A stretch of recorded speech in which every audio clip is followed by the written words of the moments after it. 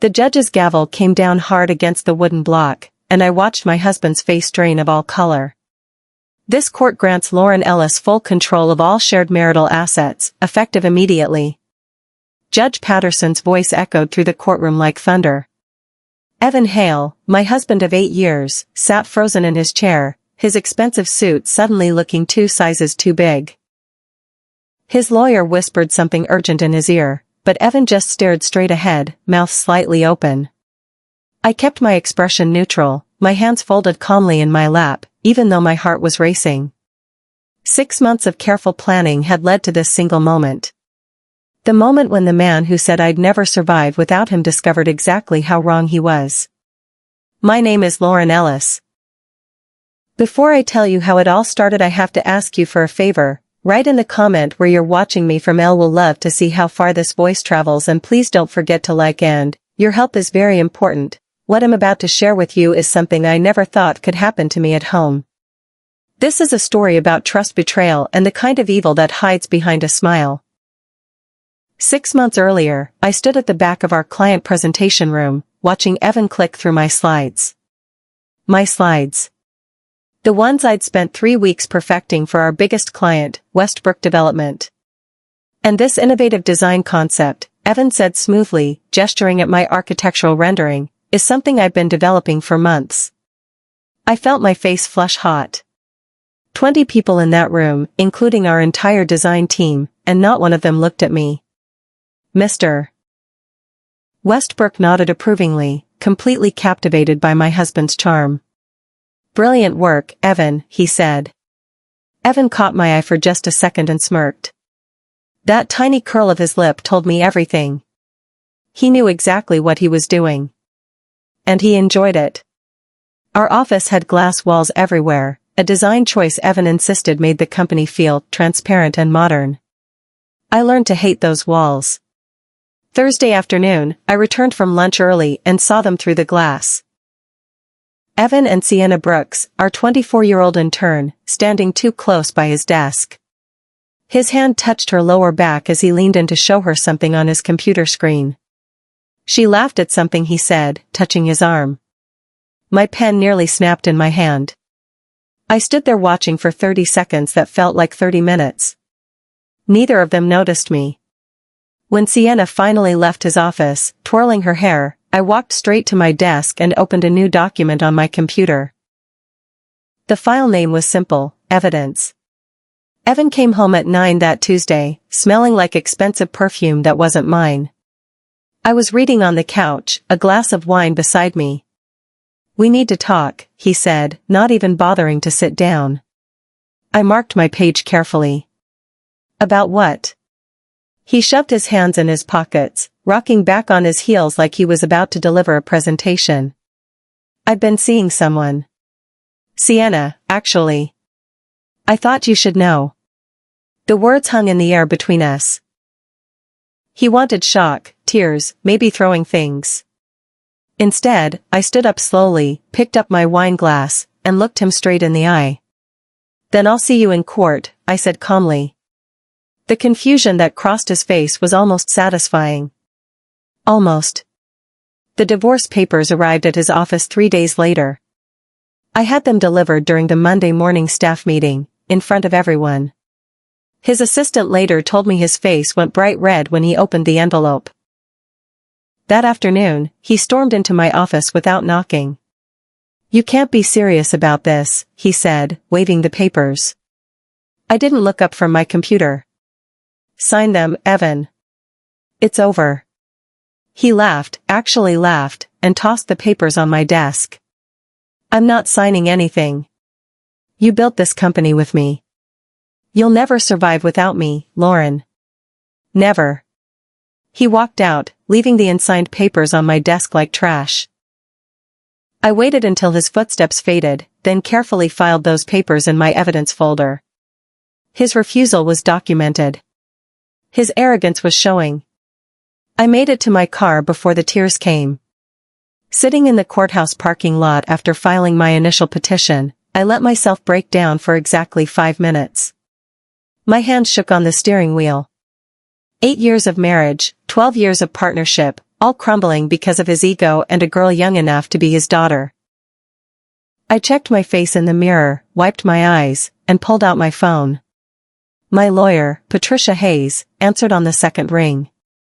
Patricia, he refused to sign. He thinks I need him. There was a pause, then her voice came back sharp and focused. Then we don't play nice anymore. If you won't end this clean, we end it smart. Come to my office tomorrow at 9. Bring everything. The next 3 weeks became a careful routine. I'd stay late at the office after everyone left, including Evan. Our company server required a password to access financial files, but Evan had never changed his from our wedding anniversary. Typical. I methodically copied every contract, every invoice, every bank transfer from the past 3 years. My personal hard drive filled up with folders labeled by date and category. Nothing illegal, just thorough documentation. Late Thursday night, I found something interesting in our business account records. Regular transfers to a consulting company I'd never heard of. $5,000 every month for 2 years. I made a note to ask Patricia about shell companies. The office was completely silent except for my keyboard clicking and the hum of my computer. Patricia recommended an accountant named Marcus Cole who specialized in business fraud cases. We met at a small coffee shop across town where nobody from our industry would recognize us. Marcus was 60, gray-haired, and looked like someone's gentle grandfather. Then he opened my files and his expression changed completely. Your husband's been creative, he said, spreading papers across the table. See these consulting fees? That's likely a shell company. He's moving money out of the business before any divorce proceedings could touch it. He circled 3 different accounts with his red pen. He's been planning his exit strategy for at least 2 years. My coffee went cold while Marcus explained how Evan had been systematically hiding income. By the time we finished, I had a list of 6 different ways my husband had been stealing from our company. The announcement came during Monday's staff meeting. Evan stood at the front of our conference room with Sienna beside him, her smile bright and eager. I'm pleased to announce Sienna Brooks as our new creative director, he said. My title. My position. The one I'd held since we founded Hale Design and Company 7 years ago. Everyone clapped politely, their eyes carefully avoiding mine. I stood up, walked over to Sienna, and extended my hand. Congratulations, I said clearly, smiling like I meant it. She shook my hand, confusion flickering across her face. She expected anger, drama. Instead, I was calm, professional. Evan watched me with narrowed eyes. He knew me well enough to know something was wrong, but he couldn't figure out what. Perfect. Let him wonder. I met Thomas Westbrook for lunch at his request. We'd lost his business 3 months earlier after Evan botched the timeline on his development project. I owe you an apology, Thomas said over appetizers. I should have known those designs were yours. Evan doesn't have that kind of vision. I sipped my water carefully. I appreciate that. Thomas leaned forward, his voice dropping. He also shorted us on the materials budget and pocketed the difference. I have the invoices if you need them. My heart jumped, but I kept my face neutral. That would be very helpful for some business restructuring I'm considering. He slid a folder across the table. Inside were purchase orders, contracts, and highlighted discrepancies totaling nearly $40,000. He burned me, Thomas said quietly. Thought you should know who you married. Late that night, sitting at my home office desk, I composed the most important email of my life.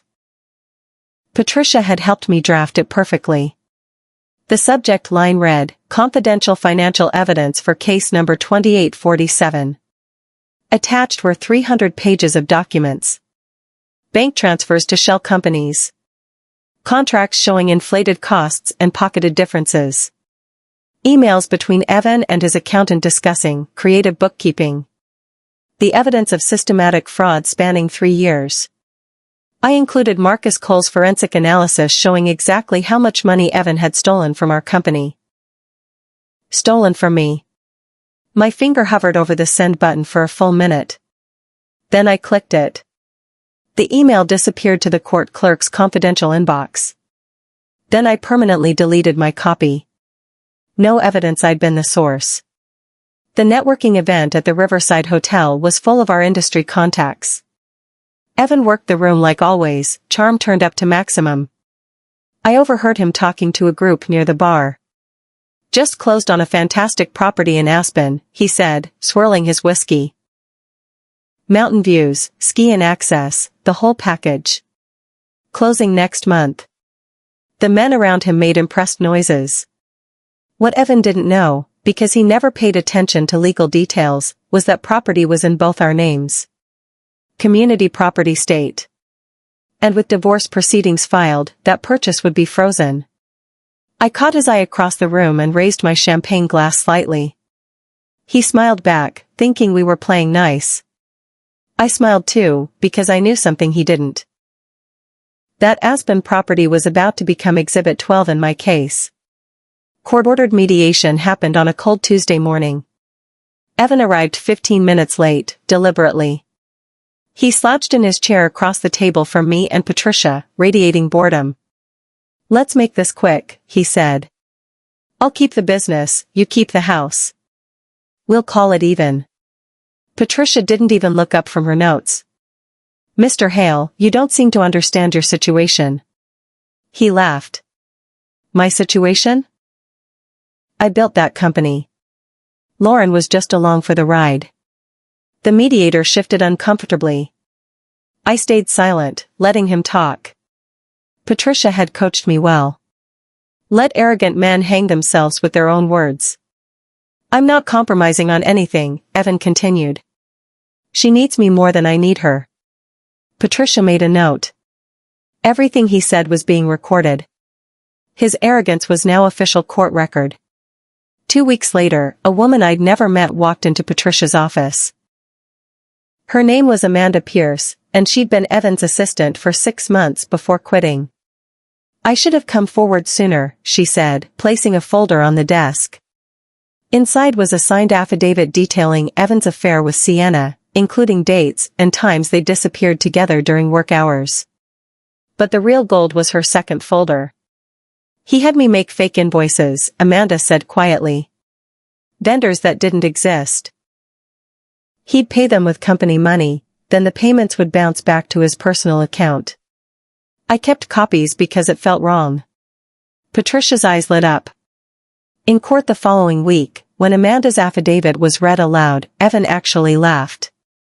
"This is ridiculous," he said. Then Judge Patterson started reading the invoice details.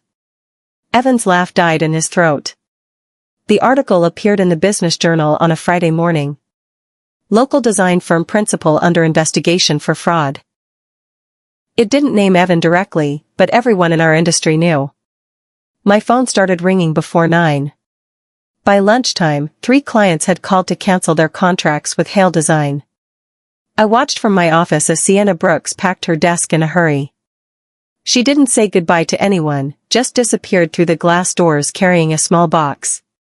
Evan spent the afternoon locked in his office with his lawyer. Through the glass walls, I could see him pacing, gesturing angrily. Our receptionist whispered to me before she left. "His face has been read all day." The company's reputation, the one we'd built together, was cracking. But only his name was on the fault line. Monday morning, Evan discovered his credit cards weren't working. Patricia had filed an emergency motion to freeze all accounts pending the fraud investigation. I was at my desk when he stormed in, face purple with rage.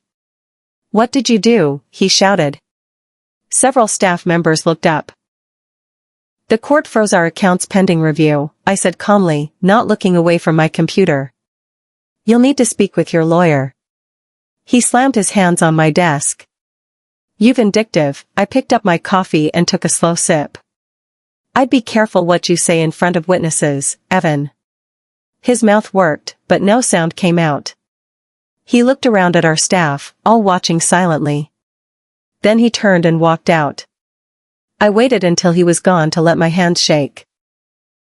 Victor Monroe had been my mentor when I first started in architecture. We'd stayed in touch over the years, occasional lunches, and industry events. Over coffee, I laid out my situation. I want to rebuild the firm, I said. But I need help restructuring. Victor studied me for a long moment. You know Evan will fight you. I nodded. I'm counting on it. The more he fights, the more evidence we gather. A slow smile crossed Victor's face. I've been looking for a partnership opportunity. How would you feel about Ellis Design Group? My heart jumped. My name, not his. A fresh start. I'd feel good about that, I said carefully. By the end of lunch, we'd outlined a business plan. 5 of Hale Design's best employees had already quietly agreed to follow me. We'd launch the day after the divorce finalized. Patricia called me at 6 in the evening, her voice excited. Lauren, sit down. I found something. She'd been reviewing our prenuptial agreement, the one we'd signed 8 years ago when we started the business together. There's a clause on page 17. Buried in the legal language. She read it slowly. In the event that either party is found guilty of business misconduct or fraud affecting the marital partnership, said party forfeits all claims to marital property rights. I heard the words, but my brain took a moment to process. What does that mean? Patricia laughed. It means if we prove Evan committed business fraud, he loses everything. The company, the house, the investments. Everything. I sat down hard on my couch. His lawyer must have missed it. Patricia's voice was satisfied. His arrogance just cost him everything he owns. The final court hearing was scheduled for a Wednesday morning. I wore my navy blue suit, the one I'd worn when we first pitched to Thomas Westbrook years ago. Patricia had 12 boxes of evidence stacked on a cart. Evan's lawyer looked nervous, shuffling papers constantly. Judge Patterson entered and we all stood. Let's proceed, she said. Patricia stood and began methodically presenting evidence. Shell companies. False invoices. Misappropriated funds. Thomas Westbrook's testimony about contract fraud. Amanda Pierce's affidavit. The forensic accounting report. Each piece built on the last like a careful architectural design. Evan's lawyer objected repeatedly, but Judge Patterson overruled him every time. By noon, the judge's expression had shifted from neutral to severe. Evan sat pale and sweating. His arrogance had evaporated completely. The truth was suffocating him. Mr. Hale, Judge Patterson said firmly. Did you or did you not create false vendor accounts to redirect company funds to your personal accounts? The courtroom went silent. Evan looked at his lawyer, who nodded reluctantly. Yes. His voice was barely a whisper. Speak up, please, the judge said. Yes, Evan repeated, louder this time. I created false accounts. Patricia glanced at me, her expression triumphant. That single word, that one admission, was all we needed. Everything else would collapse from that one confession. And did you misrepresent contract terms to clients? The judge continued. Evan's shoulders slumped. Yes. Each admission was another nail. By the time Judge Patterson finished questioning him, Evan had confirmed every single allegation. His entire defense was destroyed by his own mouth. I felt no joy, only relief. Judge Patterson reviewed her notes for what felt like an hour but was probably 5 minutes. Then she looked up, directly at Evan. Given the prenuptial agreement clause on page 17, and your admitted guilt regarding business fraud affecting the marital partnership, this court has no choice. She paused. Lauren Ellis is hereby granted full control as majority shareholder and executor of all joint holdings. This includes Hale Design and Company, the marital residence, all investment accounts, and any property purchased during the marriage. Gasps echoed through the courtroom. Evan's face went completely white. Your Honor, his lawyer started. This hearing is concluded, Judge Patterson said firmly. The gavel came down. I sat very still, barely breathing. Everything. I'd won everything. Not through cruelty, but through his own documented greed. The next 2 weeks were systematic dismantling. Evan's credit cards were declined at dinner. His leased BMW was repossessed from our company parking lot. The Aspen property sale was cancelled. His apartment, the one he'd moved into when I filed for divorce, went into foreclosure because he'd used company funds to pay the rent. I watched it all happen from a distance, saying nothing. Patricia handled everything through legal channels. I didn't gloat, didn't call him, didn't respond to his increasingly desperate voicemails. My silence became the loudest statement.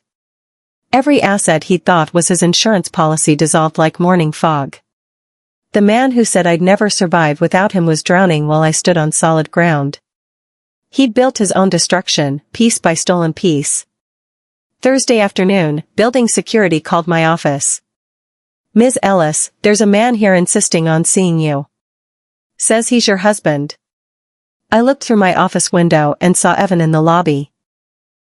He looked smaller somehow, wearing a wrinkled shirt and jeans. "Tell him I'm in a meeting."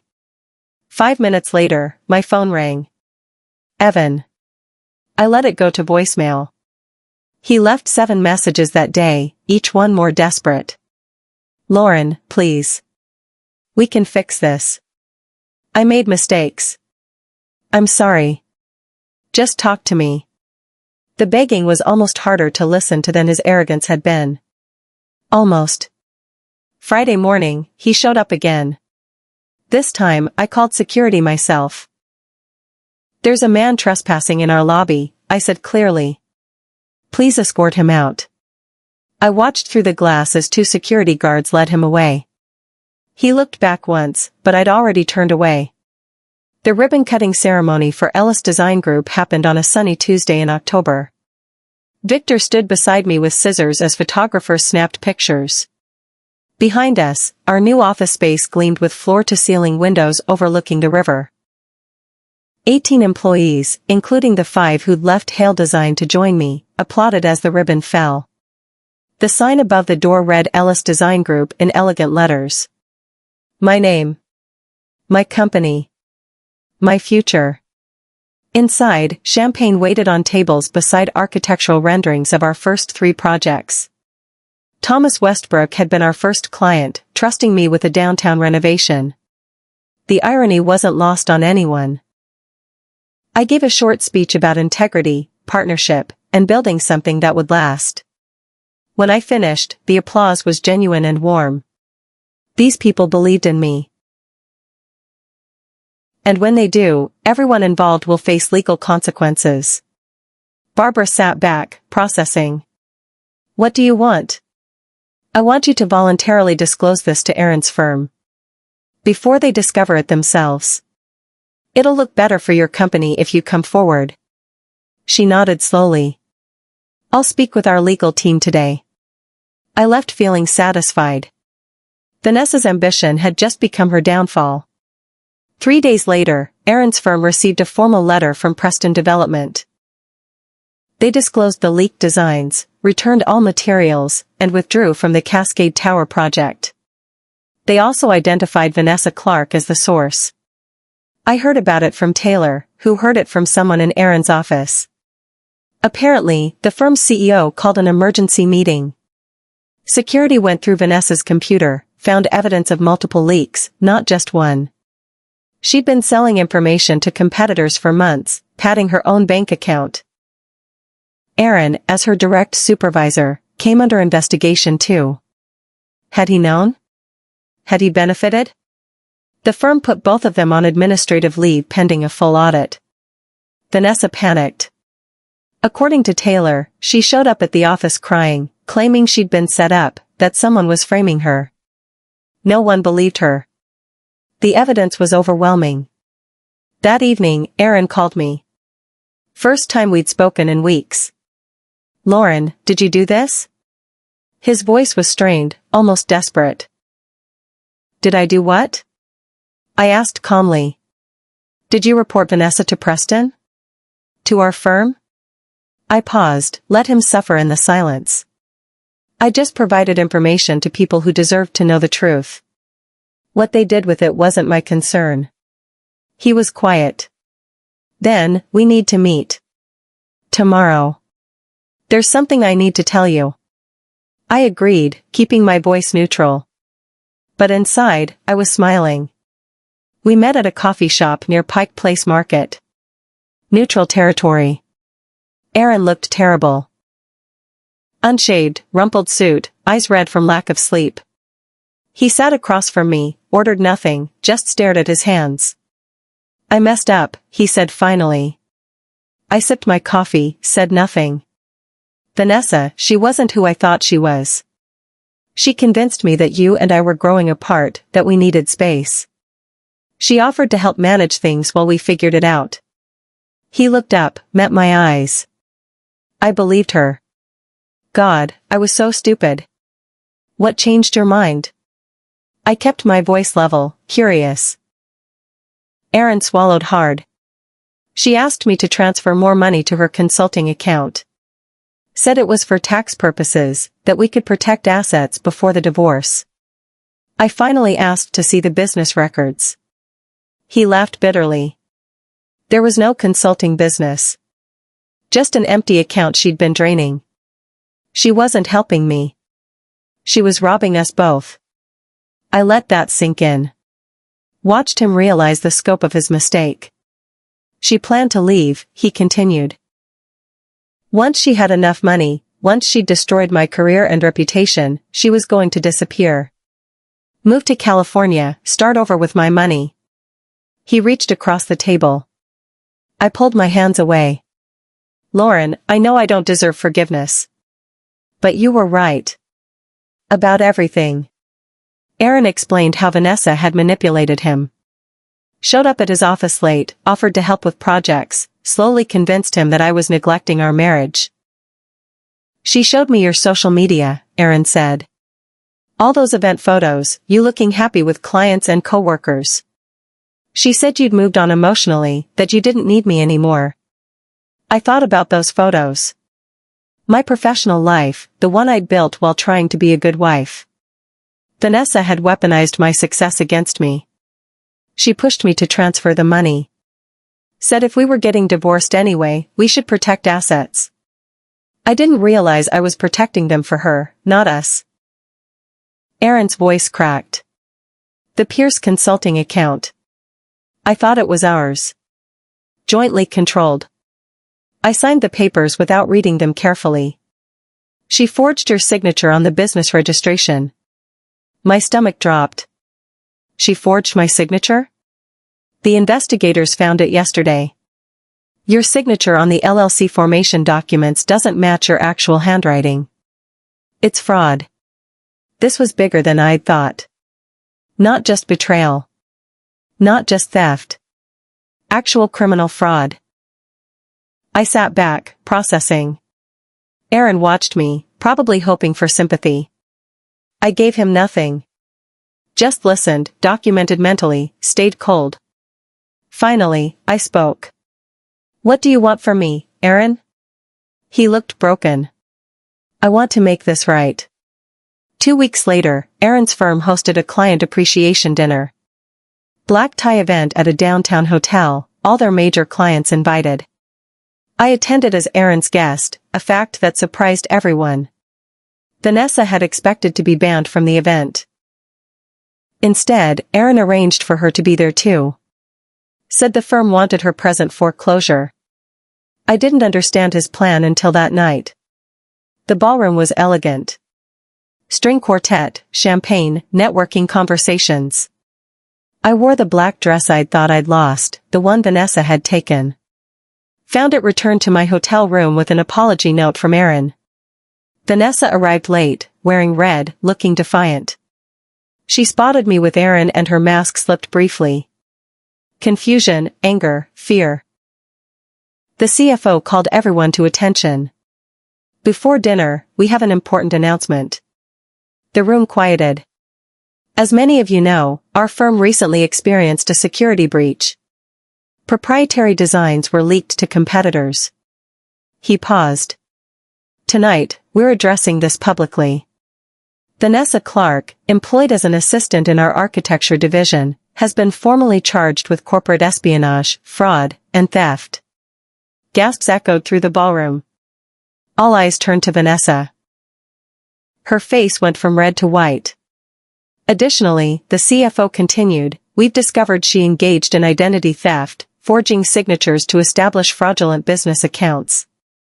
Vanessa tried to speak. Her voice came out shaky. This is a setup. But no one was listening. Security appeared at the ballroom entrance. Not hotel security. Actual police officers. They walked directly to Vanessa, who backed away until she hit a table. Vanessa Clark? The lead officer asked. She nodded, speechless. You're under arrest for wire fraud, identity theft, and corporate espionage. They read her rights as the entire ballroom watched in silence. Vanessa's eyes found mine across the room. For one moment, we locked gazes. I saw everything there. The realization that she'd been caught. The understanding that her plan had failed. The desperate need to blame someone. You set me up, she screamed, voice breaking. Lauren, you did this. You ruined everything. People stared at me. I remained perfectly still, face neutral. The officers cuffed her hands behind her back. Aaron stepped forward, voice calm. You did that yourself, Vanessa. Every forged signature, every leaked file, every stolen dollar. You made those choices. She struggled against the officers, still screaming accusations. But they led her away, through the ballroom, past shocked clients and coworkers, out into the hotel lobby where cameras flashed. The ballroom erupted in whispered conversations. Aaron turned to me, started to speak. I held up one hand. Not here.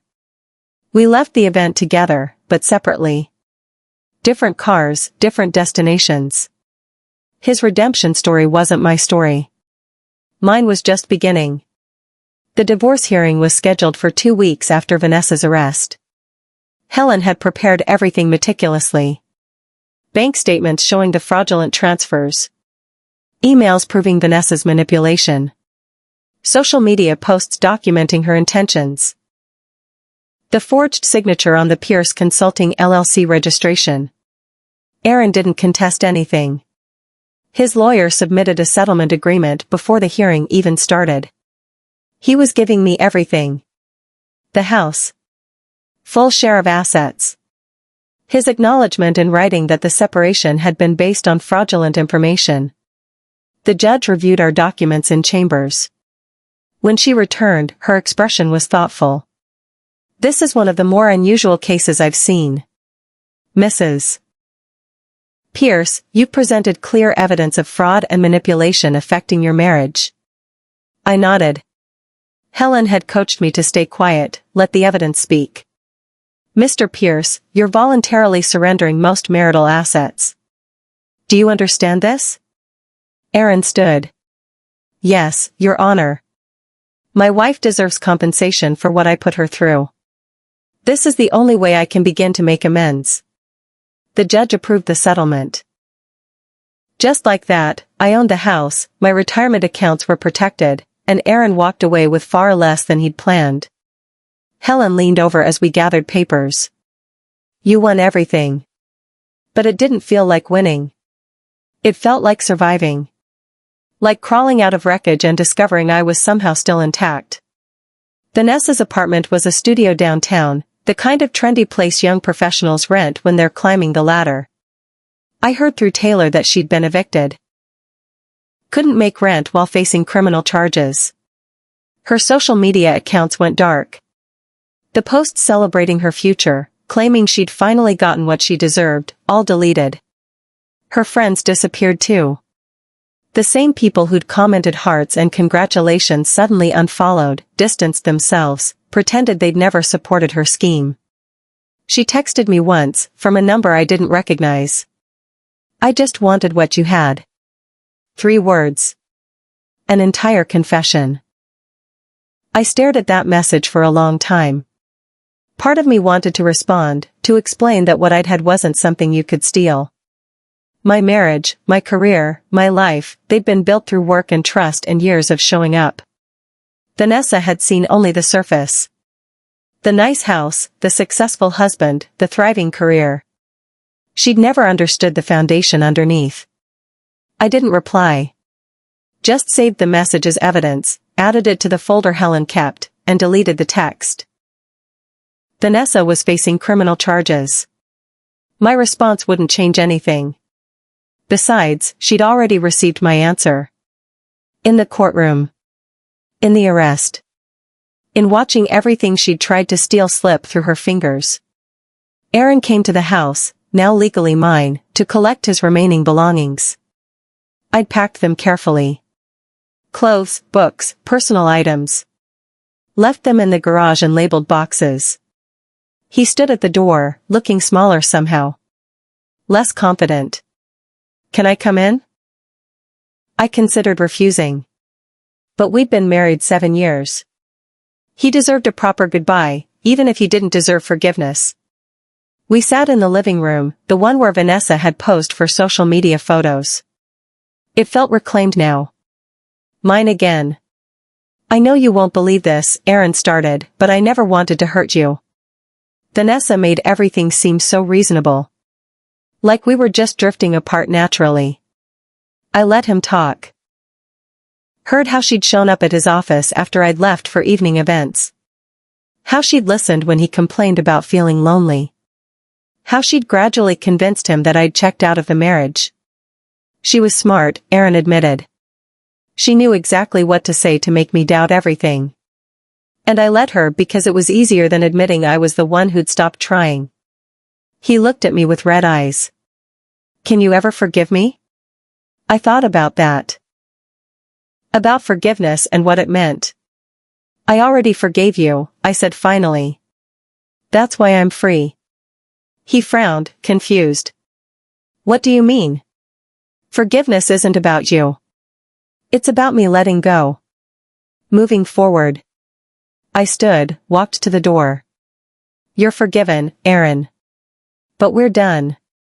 I handed him the final divorce papers, already signed by both of us, notarized and legal.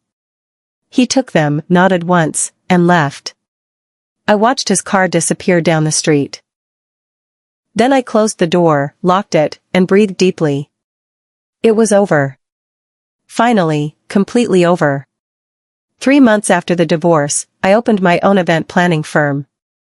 Pierce Collective. My maiden name, clean and professional. The office was small but elegant. Exposed brick, large windows, a conference table where I could meet clients without corporate oversight. I hired 2 people initially. Both women I'd worked with at my old company.